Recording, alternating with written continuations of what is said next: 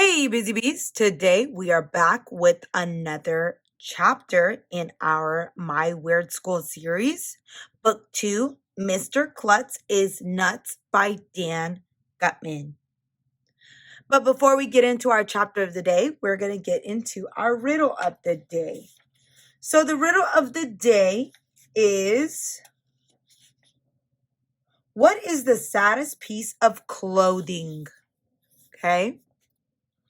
I'm going to say it one more time. What is the saddest piece of clothing? And I'll give you the answer to the riddle at the end of our chapter. So today we are on chapter 7, A Teacher for a Day. Yesterday we left off on chapter 6, where Mr. Klutz stated that if they did 1 million math problems, they will be able to have a chocolate party, and at the end of the chocolate party, he is going to kiss a pig on his lips. My goodness. So let's pop open this book and fly through this adventure together. Chapter 7, Teacher for a Day. The news about the big chocolate party blew through the school like a hurricane. Even kids who were allergic to chocolate wanted to go, just so they could see Mr. Klutz kiss a pig on the lips. Where is he going to get a pig? Ryan asked during lunch the next day. He could try AJ's house, Andrea said. That's so funny, I forgot to laugh, I said. I'm not entirely sure that pigs have lips, said Emily. Of course they have lips, I insisted. If they didn't have lips, how could they whistle? You know, Ryan pointed out, Mr. Klutz is just trying to trick us into doing lots of math problems. That's why we're having a chocolate party. Who cares? Michael said. As long as we get the chocolate.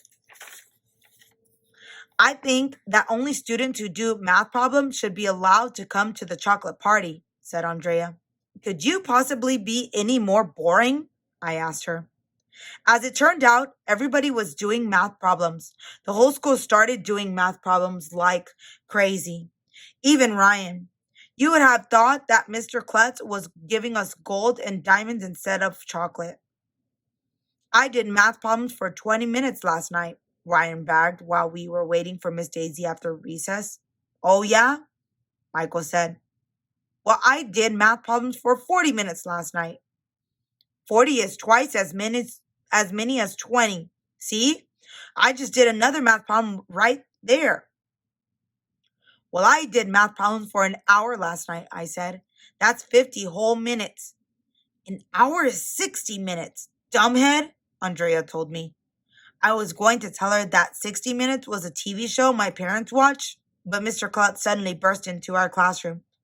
He told us that Miss Daisy had a dentist appointment and we would have a substitute teacher for the rest of the afternoon. Mr. Klutz! We all gasped. You're not a teacher, I told him. I used to be a teacher, he said. I taught for many years before I became a principal. What did you teach? Ryan asked. Physics, he said. What's that? I asked.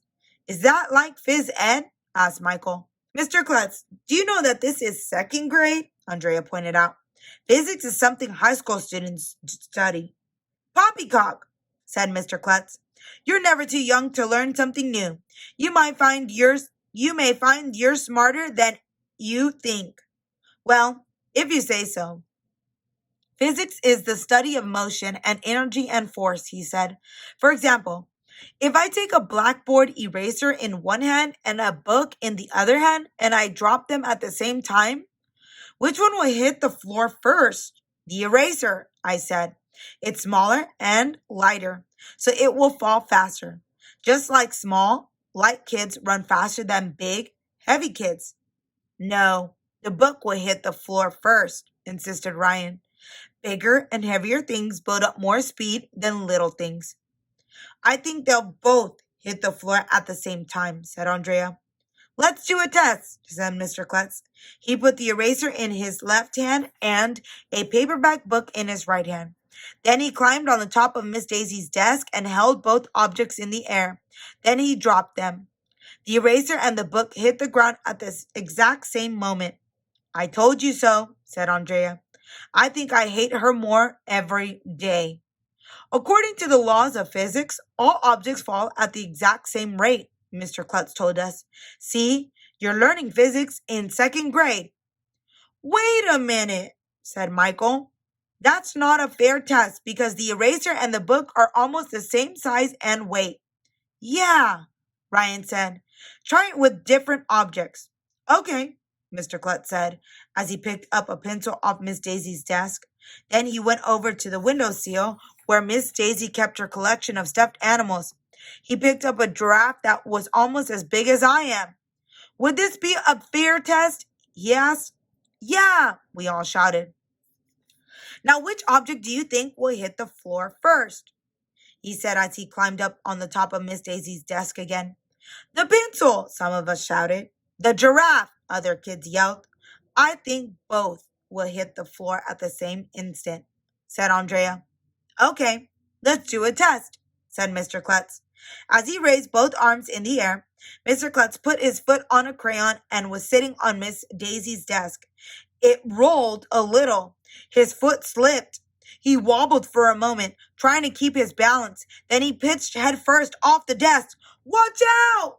Crash! When he hit the floor, the pencil and the giraffe went flying, and Mr. Klutz's arms and legs went in different directions. It was just about the funniest thing that ever happened in the history of the world. You should have been there. Well, we all ran over to see if Mr. Klutz was okay. He was holding his leg and moaning. See, Andrea said, all three objects hit the ground at the same time. The pencil, the giraffe, and Mr. Klutz. So I was right. I hate her. And that is the end of our chapter for today. Oh my goodness. I hope that Mr. Klutz is okay. Oof, that must have been a big fall. Imagine falling from your teacher's desk. Imagine falling off of your teacher's desk, right? Let alone falling on your teacher's desk. My goodness, that Mr. Klutz is truthfully nuts. All right. So let's get in our riddle of the day. Our riddle was, what is the saddest piece of clothing? And the answer to our riddle is, drum roll please, blue jeans. Blue jeans.